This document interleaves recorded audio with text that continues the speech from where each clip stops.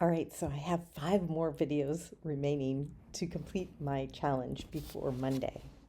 I think I can do it. These videos are extremely short, so I'm sorry. But um, I'm going to have my previous video talked about goals, so I'm going to set more goals for my YouTube channel.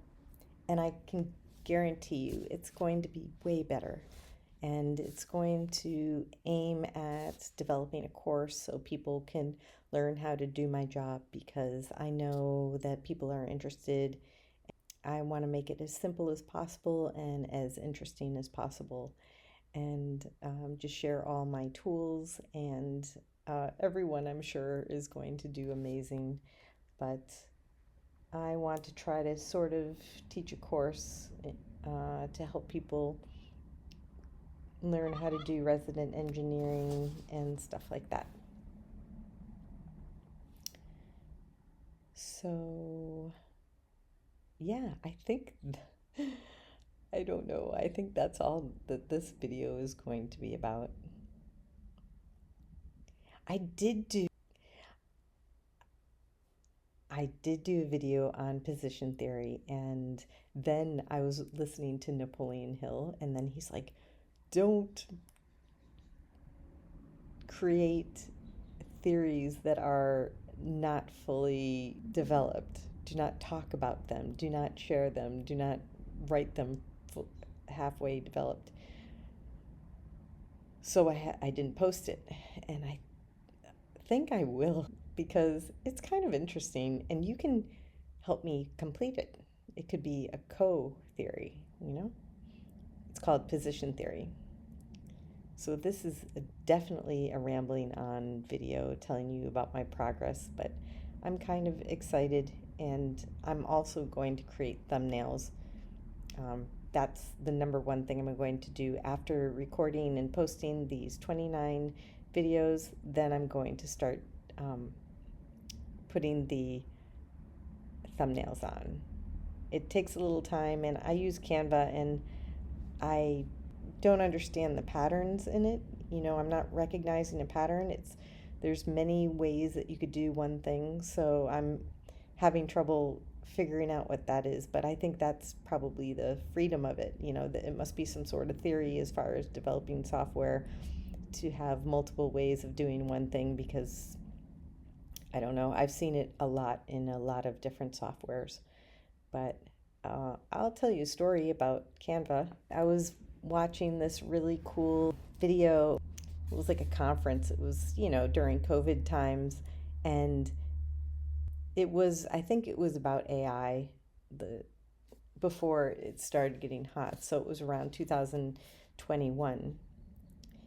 I was volunteering and I was doing another job, one project, but I hired someone to do that. So I would stay home, work on that type of stuff, and then I would also volunteer and tried to create a hackathon, and that was a great experience too.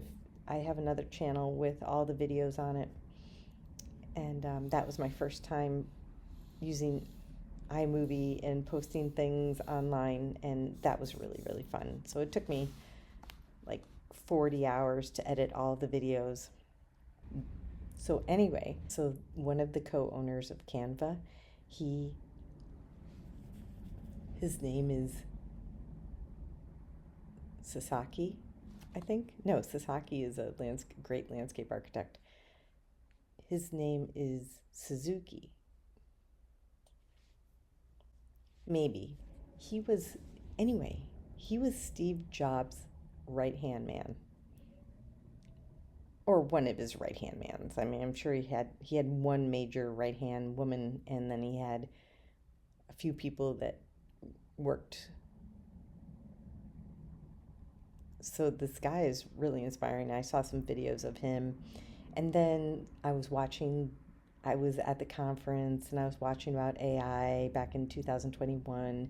This was before ChatGPT was released, and I partnered up and did a project in addition to this hackathon I was doing online, or conference that I was doing. We started building this cool project. He did a thesis, this software person, this software programmer out in um, I think like in Israel or something like that. I can never remember. It'll come to me though. And he and I really worked, we direct messaged a lot on developing his product. But then we learned a lot of things like if you want to patent something, you can't post it anywhere. One of his buddies told him that, which was cool because I read that also. And it's very difficult to patent something because you have to be all top secret and you can't share, and yet you want to build and share, but you also want to create a monopoly. And I don't know. So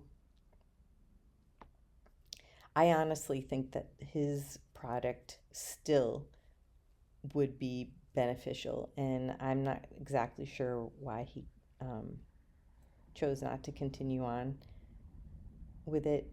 Probably because he could see he he wanted me to be the face, but when I was presenting, I'm not that good.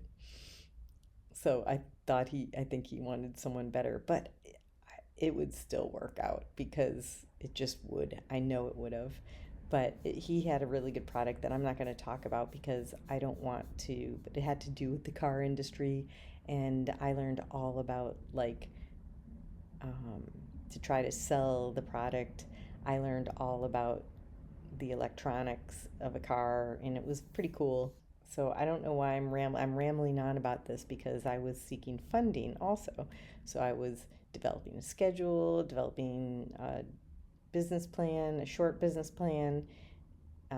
It was pretty cool. And then I was reaching out to Sasaki, or I'm so sorry, I'm butchering his name. He was also a venture capitalist. So I reached out to him and he said, "Oh, I'm just too busy on my project."